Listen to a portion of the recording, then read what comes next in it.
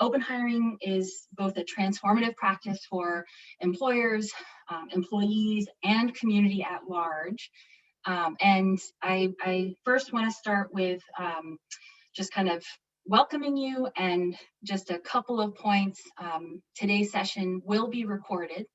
In fact, Liz Jarvis, who is with Working Bridges team, if you could start recording now, that would be great. And alrighty. Thanks, Liz. Great. So now we can really begin. So welcome to Vermont Untapped, expand your workforce through open hiring best practices. And as I said, open hiring is really this practice that we've come to learn more and more about in partnership with Vermont Works for Women, Center for Open Hiring at Grayston, Rhino Foods, and certainly Working Bridges United Way.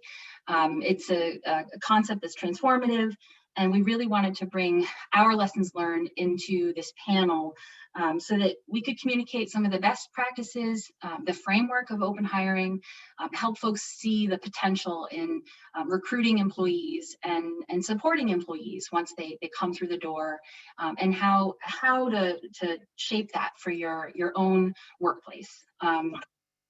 Today, we hope you'll learn about the ins and outs of open hiring, from small changes to the larger, radical, more transformative change, and really share some specific examples that our friends at Rhino Foods can share with us after a one-year pilot. We are really happy you're spending this time with us. Some of you may already be practicing open hiring in specific ways. Others, this may be really new to you. You may be a community partner that is supporting workforce development in our state.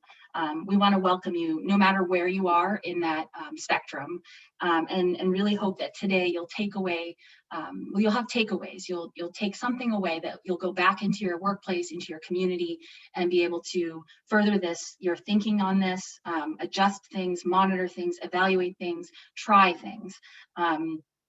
Really to make change. So with that, I wanted to introduce our panelists and our presenters today. I'm incredibly honored to share more about this team of strong women that I get to work with. First, I wanted to introduce Sarah Marcus. She comes to us from Grayston Center for Open Hiring. She is their executive director, where she creates partnerships across sectors to foster the adoption of open hiring.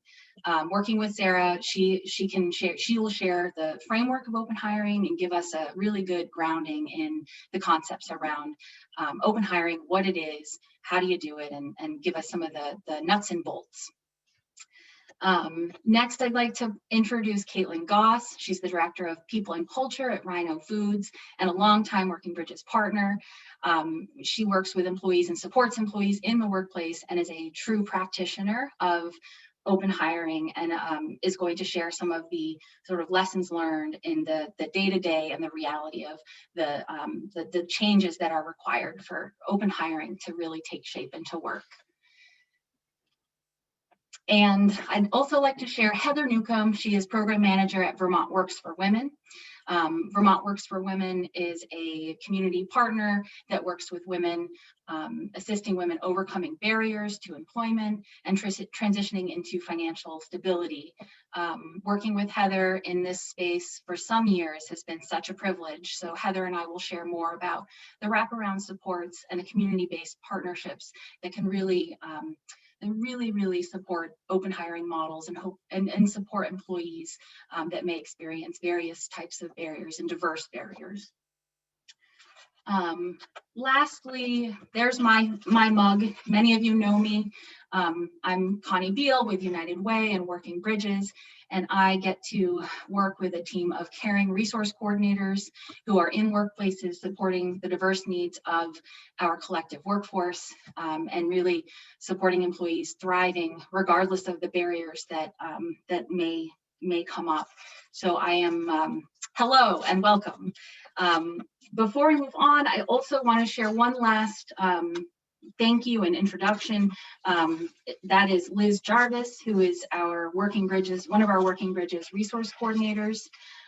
Liz has played a key leadership role in coordinating this team and getting us together and helping us organize our thinking and so that we can come to you and share the best information possible. So Liz Jarvis, thank you so much. Liz will be behind the scenes checking the chat box. We hope that you'll feel like you can share in the chat box and ask your questions there. We have some really great questions that folks have shared with us in advance for the panelists. And so at the end, we've reserved time for everyone to be able to sort of the panelists to respond to those questions and any new questions that have percolated as we go through some of the content.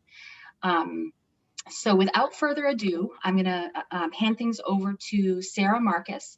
And Sarah's going to just open it up and give us a better understanding on concepts of open hiring and just really get us grounded. So Sarah, you can take it away. Sounds good. Thank you, Connie. And thanks to all for joining and for having me. As the non-Vermonter on the panel, I can say that I'm very excited to be here because I think Vermont businesses have led the way on so many social and environmental issues. And so I'm excited because I feel like there's a real opportunity for employers across Vermont to similarly lead the way on open hiring and on economic inclusion. You can go to the next slide, Connie. So I'll give the quick overview of what is this model, why do we think it's important, and a little bit on the how. So fundamentally, open hiring is a way of bringing in entry-level talent without any barriers.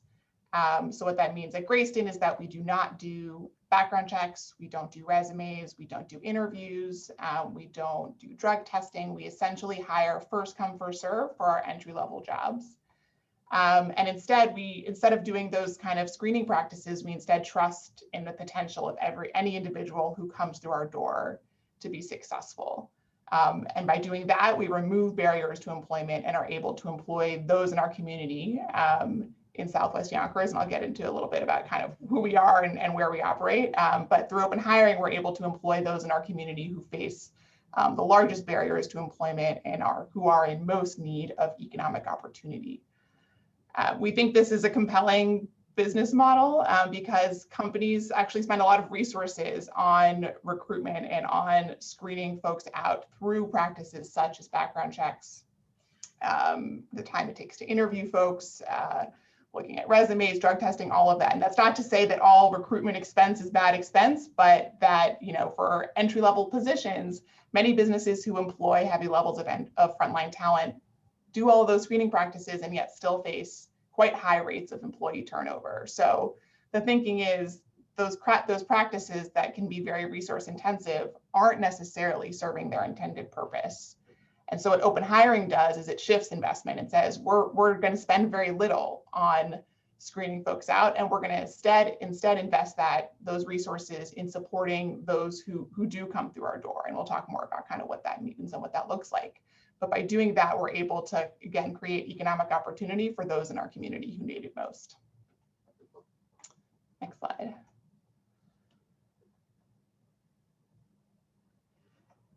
So a bit about who are we, Greyston. So we are a hybrid nonprofit for-profit social enterprise based in Southwest Yonkers, which is just north of New York City. And we were founded in the early 1980s, so we've been practicing this model for a while. We were founded by a man named Bernie Glassman, who was a Zen Buddhist monk, who actually had a cake making business first in the Bronx, which is where he initially got started. And he saw these, folks and his neighbors, folks in the community who were facing problems of homelessness, of substance abuse, of violence, and whereas society saw these individuals as liabilities, Bernie really saw them as untapped assets, and that if they were given the opportunity to be productive members of society, they could actually create tremendous value for a business and for their families and for their communities. And that's what he did. He started hiring them to his cake making business. And that foundational principle was non-judgment, that it's not about where you've been or what you've been through. It is about what you are willing and capable of doing in the future. And that foundational principle still really very much underpins the model as we practice it today. For those who have not heard of Greyston, you've probably eaten our product if you've ever had a pint of Ben & Jerry's that has a brownie in it. That came from our facility. And I assume if you're all Vermonters, you've probably had a pint of Ben & Jerry's with the brownie in it. So we operate a commercial baking facility here in Southwest Yonkers. We supply Ben & Jerry's among other customers, and we do it through this model of open hiring. We produce about 45,000 pounds of brownies a day.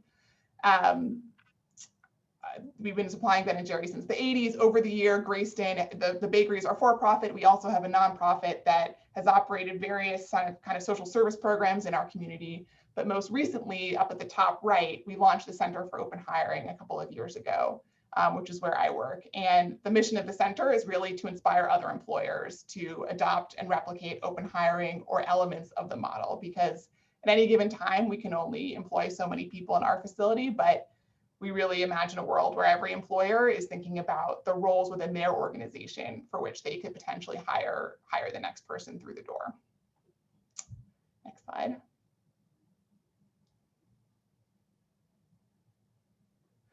So what does this model actually look like at Greyston? And then kind of Caitlyn will share a bit about how they're practicing it at Rhino. And there's obviously lots, we could spend many hours probably on this page, but I will try and give the kind of quick overview and the key tenets of the model as we see it and what we think makes this successful.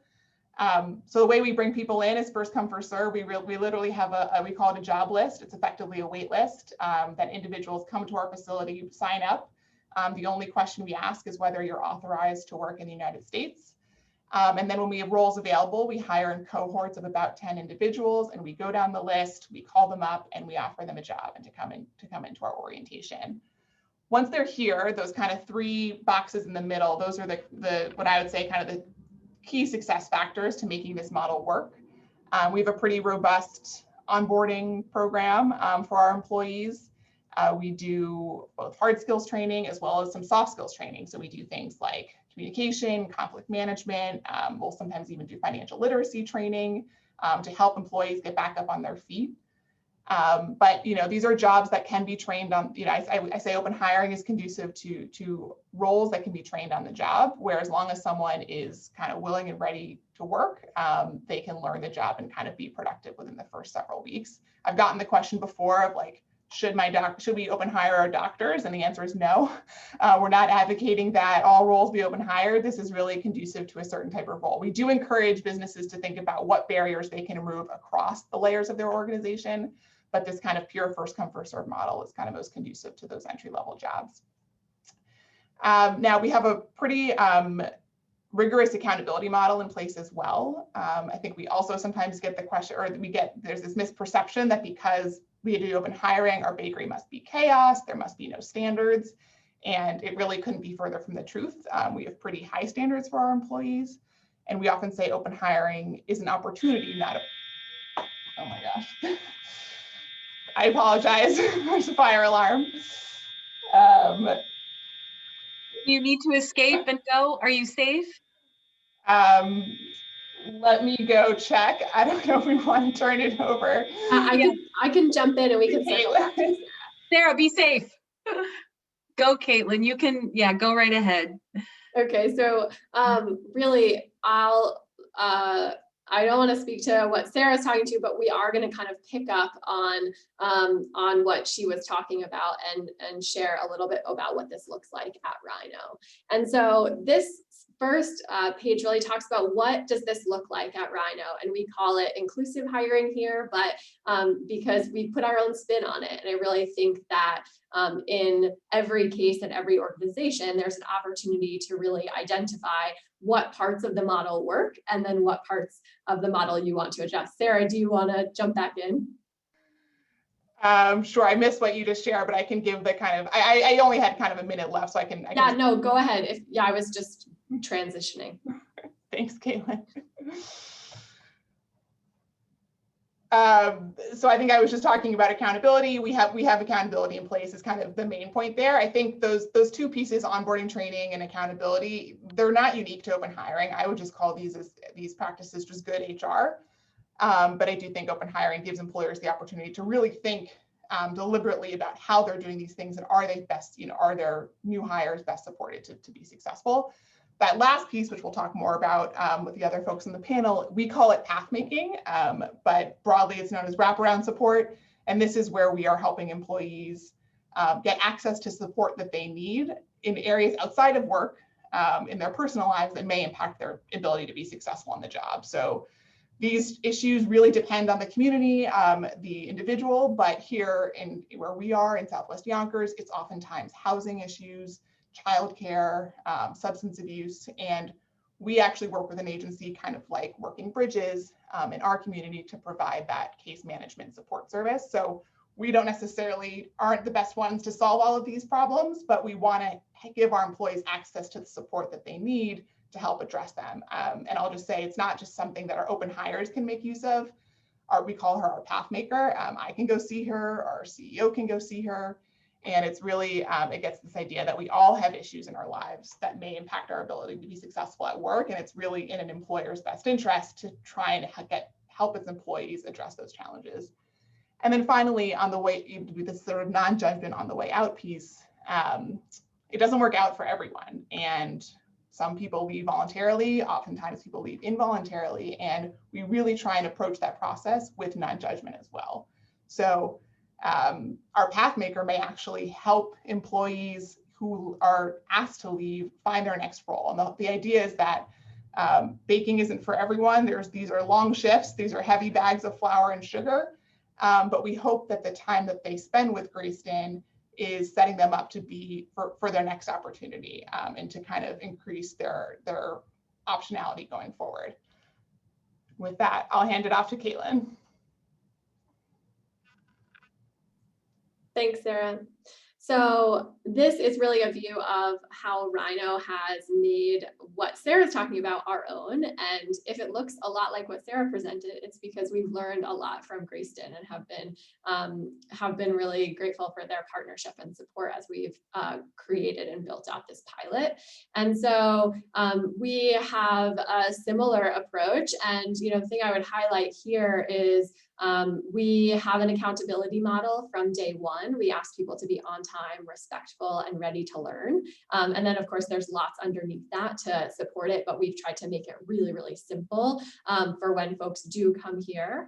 And we also have invested in support in our onboarding process and as we integrate people, and I'll talk a little bit more about that. Around all the details, as Sarah said, talk through what they do at the bakery at Grayston. At Rhino, we do not do background checks or interviews, and we don't have experience required for our entry-level production roles. But we have a little asterisk there that we've clarified what works for us and how we are going to screen out candidates around the sex offender registry. So that's just, calling that out to say that we have kind of made it our own and figured out what works for our organization at this point in time.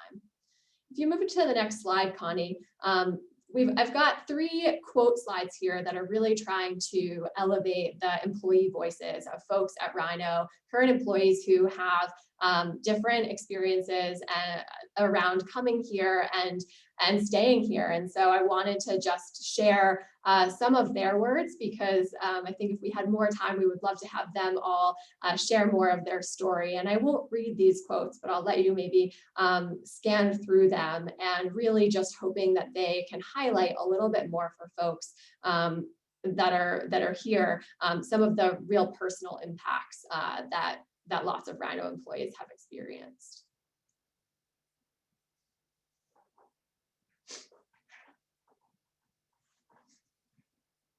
Then there's just one more, so you can move to that, Connie. So these are just a couple stories, and there are lots more, and happy to talk more about that. But if you go to the next slide, really highlights what the employee experience looks like here. So for new hires, what we do is when they do let us know, we have an online system where people apply, but really just letting us know their information and their interest. We have post-offer pre-employment physical screening. Many companies in Vermont do this. And so this is really to ensure safety. And then we have a 2-day training that focuses across the business, culture, benefits, safety, food quality, and technical skills. We then have a 60-day integration period, which has check-ins and partnership with our people and culture team and their supervisor, technical training, and then of course, wraparound support services, which Connie will talk more about. So a lot of focus is around the why. Why did Rhino choose to do this? And what's come out of our experience over the last 1.5 years of really explicitly doing a pilot around this. So the first thing I want to talk about, if you go to the next slide, is really this for us is a path to radical inclusion. So as we think about our near and long-term strategy around justice, equity, diversity, and inclusion, we believe that this work is the real work of building an anti-racist culture and confronting structural inequity. And it's a way for us to drive that tangible action. So by doing this, we are reducing barriers that many across our community are experiencing, and we're really proud to have folks from lots of different backgrounds joining our community and being able to support them in their work here. A few things, as we talk from one business to another business, really want to highlight kind of why this makes sense from lots of different perspectives. So on the next slide, I've outlined a couple of the key indicators that we've seen that Rhino has really benefited from. So first, when we put this pilot into place 1.5 years ago, we were facing a really tight labor market, and we were having a lot of trouble recruiting and keeping people. When we moved to this, we saw vastly increased recruiting pipeline. So lots more people interested, lots more referrals. And now we have a long line of people who are interested in coming here, and we don't have trouble filling those slots. We've also, as Sarah talked about, we've been able to decrease our recruiting costs, all of those upfront costs. We've been able to really redeploy our team and our investment on the side of supporting people once they get here and resourcing those programs to help them be successful. We've seen a decline in turnover, and we're also seeing an uptick in loyalty, really highlighted by some of those quotes, anecdotal as well. As we continue to measure this, we're hoping to be able to track that a bit more with some quantitative data as well.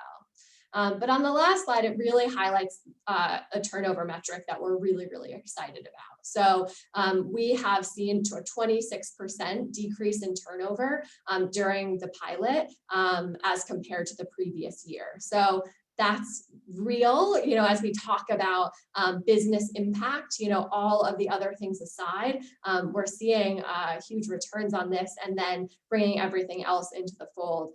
This has been a really exciting past couple of years as we built on this work for Rhino. So that is a little bit of our story, and we're still obviously very much learning and evolving our practice and thinking about how we can continue to improve and adjust along the way in partnership with all these other great organizations. So with that, I'll turn it over to Connie and Heather.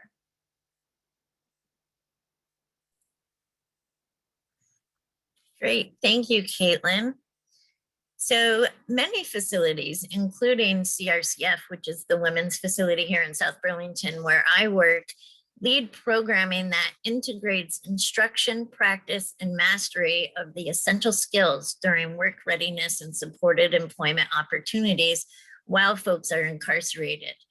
At CRCF, we have a new initiative called the Career Resource Center, which will provide a holistic approach for clients to transition out of incarceration into desired employment that meets their immediate needs, is meaningful, and it contributes towards longer-term goals. Vermont Works for Women still provides the standard work readiness training for clients that creates strength-based resumes, and interviewing skills with confidence, honesty, and accountability for criminal justice records. It also will start with an assessment that will help build individualized development plans for each client that will help close any skill gaps, provide for direct coaching and mentoring that's unique to each client's needs, skills, and goals. Also under the Career Resource Center, we'll continue a monthly enrichment night. And that's a monthly presentation that connects clients with potential employers for exploration and employment opportunities. And after some technical upgrading at the facility, we plan to expand this feature to employers statewide.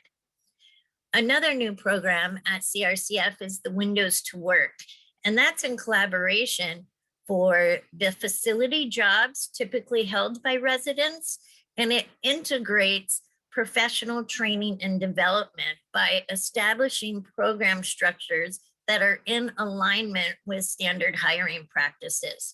So we integrate motivational behavior classes and performance incentives, and it starts with a structured onboarding with thorough training, peer mentoring, and job coaching. And then once they work in the position, they're offered opportunities for leadership training and opportunities for advancement into positions that have higher responsibility or more technical skills. By providing frequent performance evaluations, that helps establish growth and improvements in clients that will strengthen their letters of reference, documenting their transferable employment history, because employment really is the fuel to successful transition plans. Next slide, Connie. Because talent is everywhere, but opportunity is not. 1 in 3 working age adults today has a criminal record. That's more than have college degrees. And some of those employment pipeline obstacles are policies. Now, neither the number of legal restrictions or the jobs subject to those restrictions has ever been quantified nationally.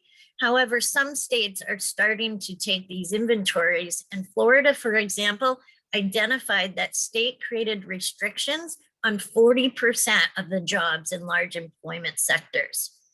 Another huge obstacle, typical assumptions about those impacted by criminal justice system is that they lack trustworthiness and integrity, when in fact, the system is plagued with disparity that challenges any correlation. As a matter of fact, research from Deloitte found that inclusive organizations are 8 times more likely to achieve better business outcomes, 6 times more likely to be innovative and agile, and 2 times more likely to meet or exceed financial targets. Next slide. Hiring new employees is a critically important and costly function for any business. So establish partnerships with agencies that can refer qualified and trained persons with criminal records, because most human resource professionals aren't trained to determine whether an applicant has been rehabilitated or is job ready. Unfortunately, many organizations have that experience in doing this and in placing people with criminal histories in appropriate employment. Many organizations with a workforce development mission already have existing job training and work readiness programs. So employers can collaborate with these agencies, sometimes modifying training for specific desired skills the partner business is seeking. Local programs are able to be adaptable, flexible, and responsive to the labor needs. Many state agencies offer programs and services for both formerly incarcerated job seekers and also the employers that are seeking to expand their DEI policies on hiring. Restorative and community justice centers exist statewide, contributing to the workforce development.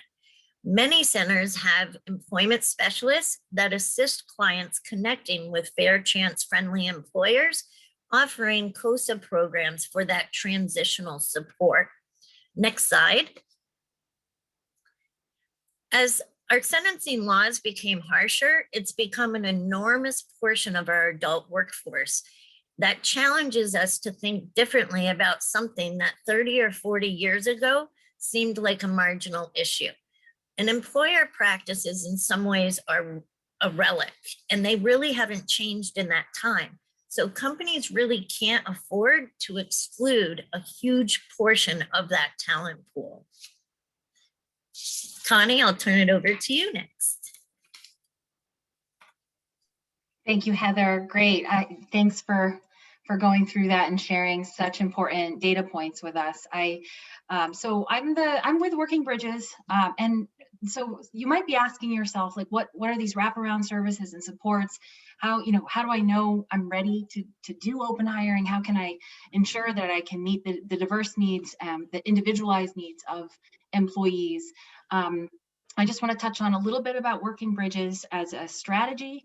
Working Bridges is a program that is designed to improve job retention, productivity, and advancement by supporting employees with available community resources. We see workplaces as a platform for services and support, and Working Bridges helps Vermonters to reach stability, to thrive, to connect with life resources, so great employees can keep jobs and advance in their job. And we do that through understanding the community, building relationships, and meeting employees in the workplace. Resource coordination really is the heart of our model. And through resource coordination, we're able to really embed that help within an organization and meet employees where they are, literally and figuratively. The model also has a very key part of how is driven by innovation. So quarterly, we bring our employer partners together to look at the needs and the unmet needs and the leverage points, and how we can work with partners in a creative way to support employees getting to work and being able to work, and employees being able to have the essential resources that are required for all of us to show up at work and be fully present and safe at work. We have a supervisor training component that's part of our model, as well as HR consultation and support that's ongoing with our partners. Resource coordinators are all trained financial coaches as well. So I want to share a little bit more about what resource coordination is. When I say resource coordination, Working Bridges, we have 5 resource coordinators who are, they work one-on-one confidentially with employees in workplaces. So at Rhino, we provide resource coordination on site, and we work with employees to help navigate those types of resources and life issues that can totally derail employees in their work.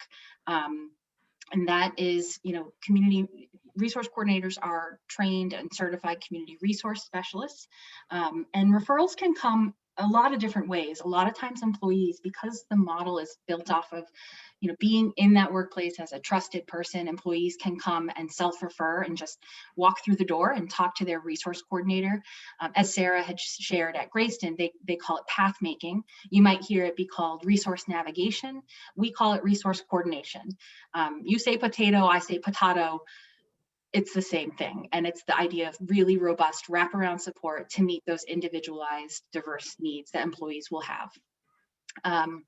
We're available across shifts so that employers who have a 24/7 workforce can provide an equitable access to services and support.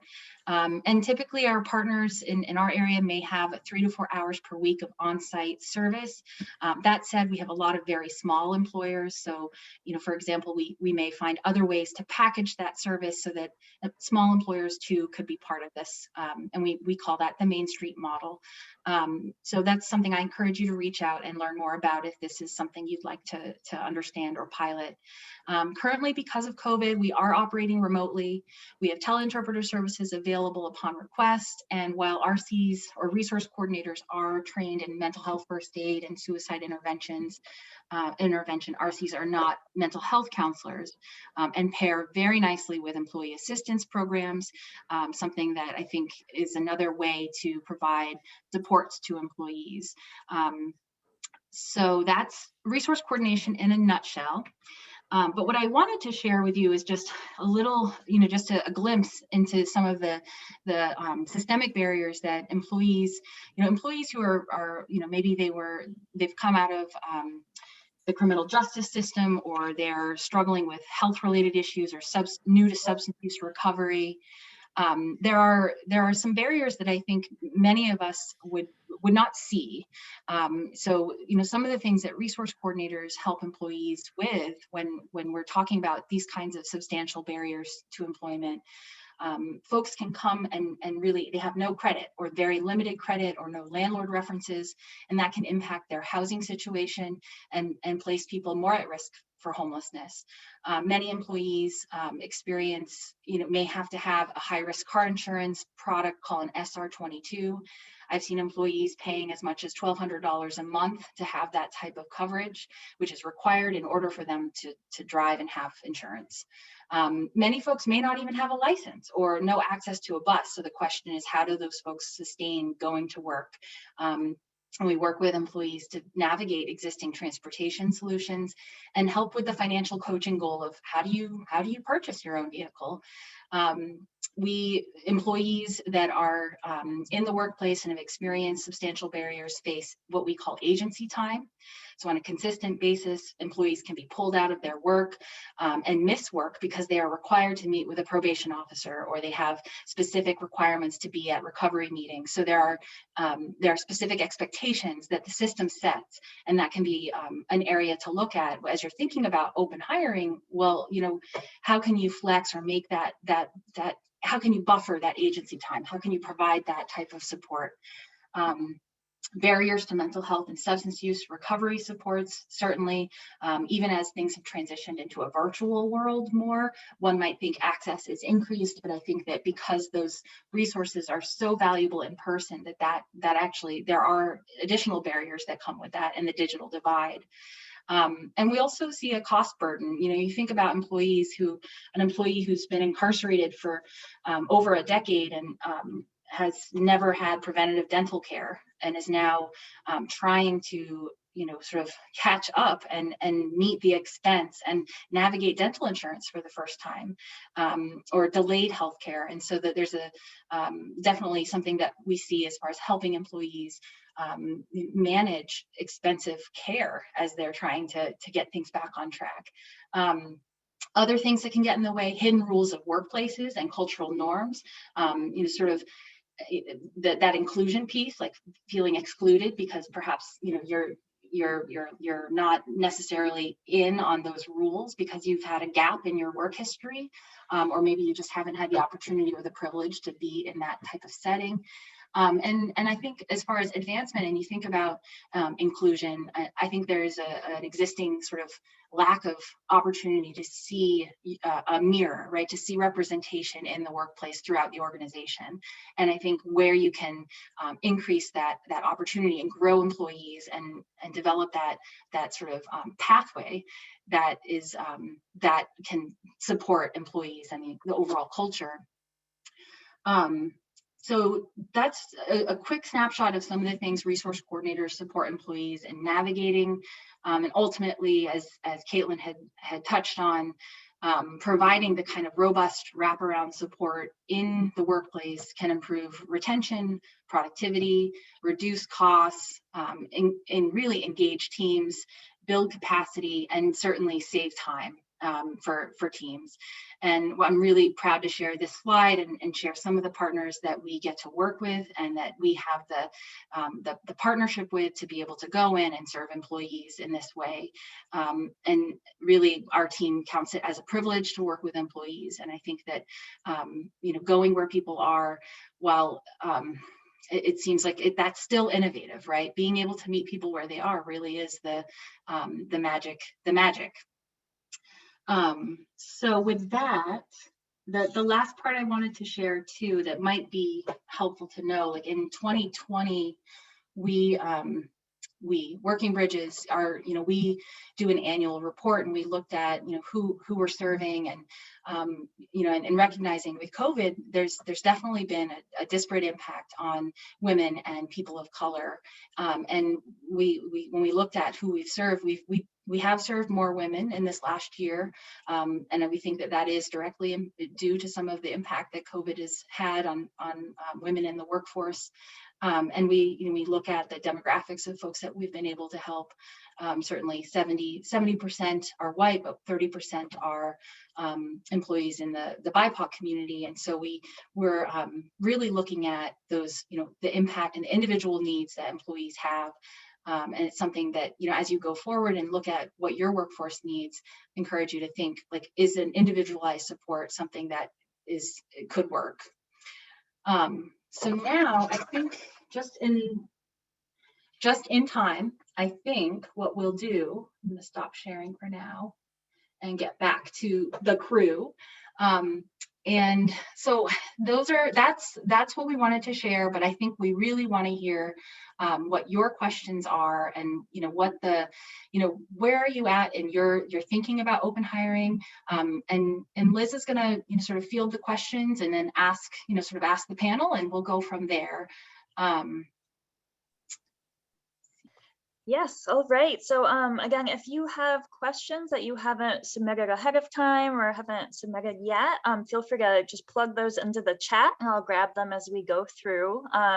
Some of you were kind enough to submit questions in advance when you registered, which is so helpful. Thank you for doing that. So I've separated some of those into categories, and I'm going to kind of take us through some of those, maybe summarize some of the, we had a couple of people with parallel thinking in some of the questions. So the first category I have, and we covered some of this already, but we got several questions around workplace supports, as in, are there any wraparound services or additional supports a company that practices open hiring should consider implementing, or what are some ways to support individuals in their work after utilizing open hiring practices? So we touched on some of those wraparound supports anyway, but panelists, are there any that we've failed to mention so far, or anything that you wanted to stress even more so that you think we should cover today? I have some thoughts, and others may too. I mean, I think Working Bridges resource coordination is one way to provide that wraparound support. And something that I'm really excited to share is that through the work with Rhino, we've been able to, we're continuing to work on a more robust model of resource coordination that can provide more full-time resource coordination for employees. So that is something we're excited to be working on and looking toward launching. And so when you think about, that's one level, that's one way to approach it. Resource coordination is not the only resource. I mean, I think, as I mentioned, employee assistance programs are really vital. Resource coordinators are generalists and are not mental health clinicians. So to have it paired with a strong EAP, or employee assistance program, is probably a really good practice. I also think for those who want to infuse more resources in the culture on a broad public way, you can share resources in the community through United Way's Vermont 211, which is a sort of a general resource that anyone can call for information or referral to services and support. It doesn't have that relationship model. However, it's still available to everyone. Anything to add, panelists, or do you think that? I would just add to that we are continuing to try to react and try stuff out. So recently, we launched a pilot recovery coach, on-site recovery coach, in partnership with the Turning Point Center. And we're trying to figure out if that's effective and if it's helping people, or if they're going to the resource coordinator, if they're seeking recovery coaching elsewhere. So we're not sure that that's going to be something, maybe we continue, maybe we adjust the program. But I think what we're trying to do is now that we're started, trying to adjust and iterate. Like Connie said, we're going to be building out the resource coordinator model to have a more robust support available to employees for more hours on site. And so just continuing to be in that mindset of how, trying something, seeing if it works, adjusting, has been really helpful for us to try to meet those needs and not necessarily having it all figured out at one time. Yeah, I would just add to that. I like that point a lot, Caitlin. And I think one of the things about open hiring is that it's not selecting for a certain group of employees. And so you don't necessarily know who may come through the model and therefore what challenges and barriers they may face. So for us here, we do have a significant portion of our employee base who are returning citizens, but we actually have a few companies over in the Netherlands that are piloting open hiring. And there it is they call them the elderly, but it's like 55 plus who are excluded from the workforce. And just get turned down. There's a lot of sort of ageism and bias in the interview process. So totally different set of needs over there.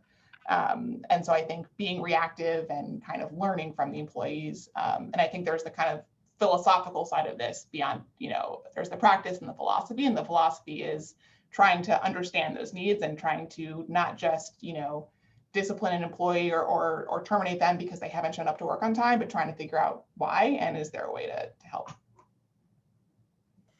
Kind of along those lines, the next question related to wraparound supports would be specifically supports available as family supports. So I think what the gist of that is employees coming in through this open hiring practice that need some support around their family and making sure that flexible needs can be met. I think in sort of the way you were talking about, Sarah.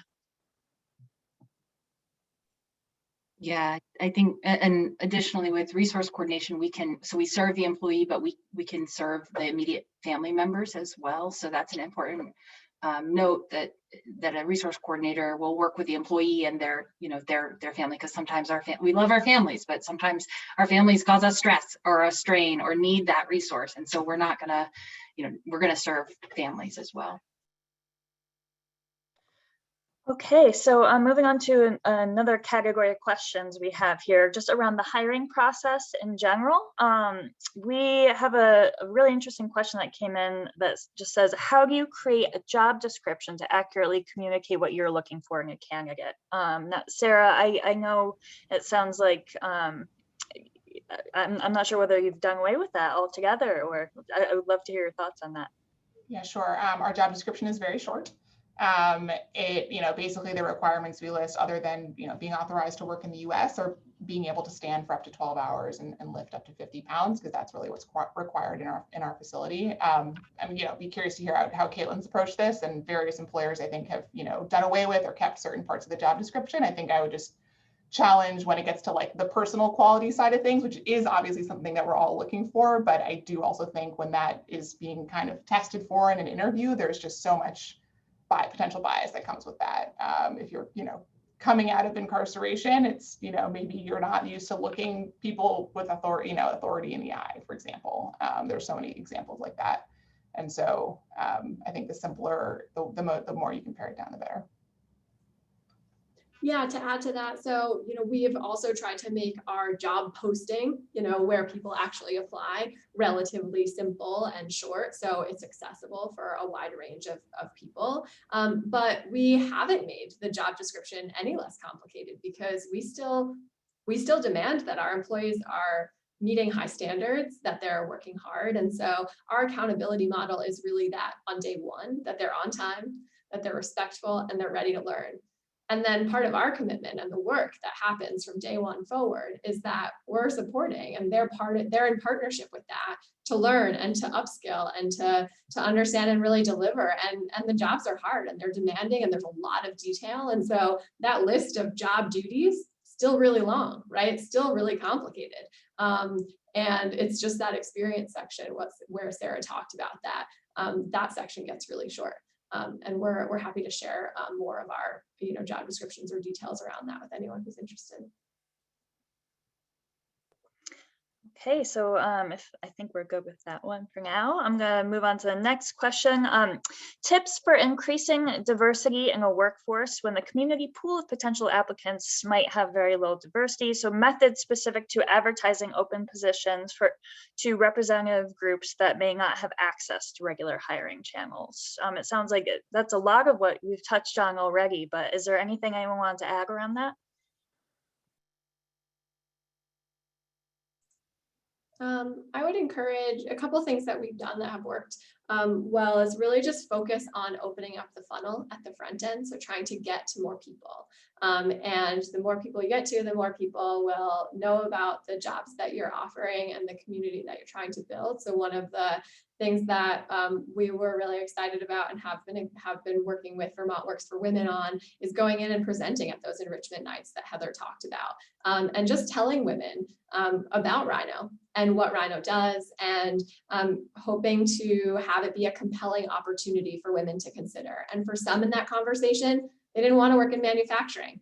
It's all good, right? But for some, they had never thought about manufacturing, and all of a sudden, Rhino became an option for them. And so down the road, they decided to apply. And so finding community partners has been a great way for us to really just to get the word out and to talk about what we're doing and to offer information for people to consider. So seeking out those partnerships. And then the other thing I would highlight is employee referrals. So we see a lot of employee referrals come in, and we think that that is a wonderful reflection of the loyalty that employees feel if they're willing to bring their friend or family member to Rhino.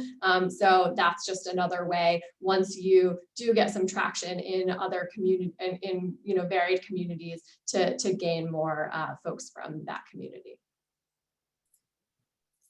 And I just want to add to that I think there's a lot of opportunity for this using social media, reaching out to, whether it be, different Facebook groups or affinity groups, just, making sure that, like Caitlyn said, open the funnel on the front end and just think about new avenues that you can go through. And I think social media really holds a lot of opportunity for making sure so that even if our local geography may not be that diverse, I mean, Facebook opens it up worldwide. Wonderful. Our next question here, live from the chat. What have been some of the challenges in implementing open hiring practices, and how have you adjusted? This sounds like Caitlyn and Sarah all over it. I'll let Caitlyn take that one. All right. Yeah, certainly there have been many challenges. So like with any kind of incubation and pilot, we have been really committed to learning along the way. One of the things I would highlight is we started out by doing a cohort model of about 20 to 30 people at a time, because we really needed to hire a lot of people, and that felt like a really good idea to do at scale. And over time, and those tended to be really chaotic and stressful on the organization. 20 to 30 people of anything is a lot of people to handle, but certainly when you're trying to provide robust wraparound services and real clarity around expectations and accountability. And so one of the challenges for us is we really needed to hone how many people could we support in this open hiring model. And so now, fast forward a year and a half, we've capped our cohorts at 8 people. And we have a steady state model that the Rhino team has done a tremendous job in developing and adjusting every time we do it. So really trying to figure out at what scale could we do this, and could we do this successfully, was important for our organizational sustainability, right? For our team to be able to do it and to be able to deliver it, but also to be able to serve people that are coming in and have them have a good experience. Another challenge that we have encountered is around really defining the what, right? What is this? How are we going to do this? And communicating it across the organization. And we're still very much on that journey of how do we bring all employees into this conversation? How do we make sure voices are heard and all viewpoints are validated? This is complicated. There's a lot behind all of these conversations. And so really trying to both create space and move forward as an organization is certainly a challenge, and one that we've been working on and will continue to work on to make sure that we're kind of, always open to hearing employees and then also moving the work forward. Yeah, I can just add on to that on that last point. I think that's something that I've definitely seen with every employer that's explored this and adopted this. I think one of the biggest challenges, but also the most important success factor to this is socializing it throughout the organization, from leadership down to the frontline employees who will be working alongside those who can come through the model, who might be scared, right? And having those difficult conversations, working with various groups within the employee base to understand what is it, why are we doing it, dispelling some of the myths that this does not mean that there aren't going to be standards, that the standards will stay the same, and we have our workplace safety policies and procedures in place, and it should really look and feel no different. Those kinds of messages I think are really important to get across, but doing that work is really, makes it successful, and an important factor to consider as you're rolling this out. Okay, thank you both for that. Before we wrap up, we have 2 more questions to get to here, both kind of from the perspective of service providers. I'm just going to kind of tell you both, since we're getting short on time, maybe someone could kind of boom. But the first is there a list of employers in Vermont that have adapted open hiring and where it would be located if there is such a thing? And the second piece is, what's the best way to start the conversation with a potential employer that the person applying is, say, like an ex-offender has been previously incarcerated? Well, so I don't know of a directory regarding open hiring employers, because when many employers first examine this, they don't dive right in. They kind of, dip their toe in and let's start with this. So I don't know if there's a directory, but, some of the challenges that businesses may face with open hiring, I like to think that, there are challenges that are not going to be forever. So one of the things that Connie mentioned was agency time and having to go meet with a parole officer. I think the more businesses that, are able to lend their voice to changing the system, then people won't be going to probation offices. The parole officers will actually go to the work site to check in with people so they don't have to miss work. I think, there's a lot of those things that may be challenges today and they won't be in the future. And maybe one of those directories is something that's coming in the future that will list out, what businesses are practicing open hiring. I know for clients that I work with, when it comes to talking about their criminal record, I have them practice it in the interview. So oftentimes one of the main interview questions is, tell me about a challenge you've had in your life. And that's the perfect time to say, well, I spent this time when I was incarcerated, but I was able to access programming while I was incarcerated, and I worked a job while I was incarcerated. So they're able to work it into their interview in a really meaningful way, that they've learned from their mistake and that it's in the past, and their future is much different than their past. Do you have anything to add, Connie?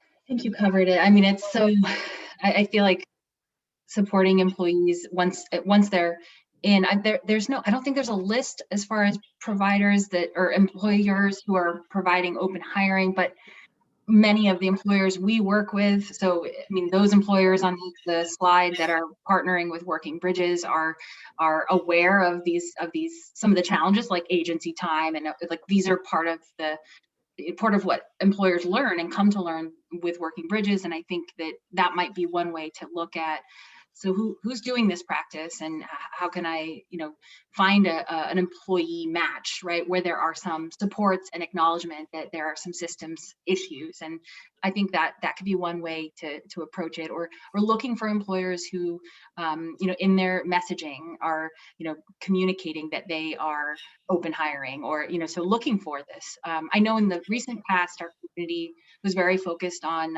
what was called second chance hiring. And I think that's really, that's not as much talked about these days. I feel like people are talking more about open hiring, which is much more inclusive of sort of the where people are at now, right?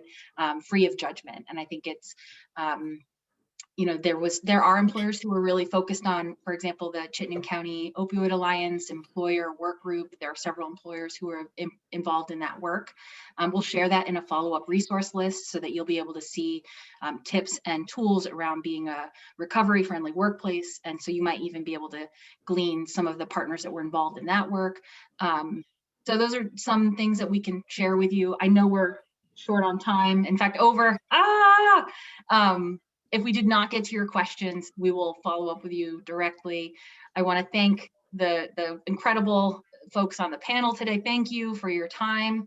Thank you for your partnership. I want to thank all of the folks that took time today to understand this model more. And, we really hope you'll reach out. Certainly reach out anytime, and enjoy your afternoon, folks. Thank you. Yes, thank you so much for joining. Thank you. Yeah. Thanks. Bye. And folks, the recording will be shared along with a resource guide to connect you to additional resources, to all the registrants over email. So look forward to that. Great. Thanks, Liz.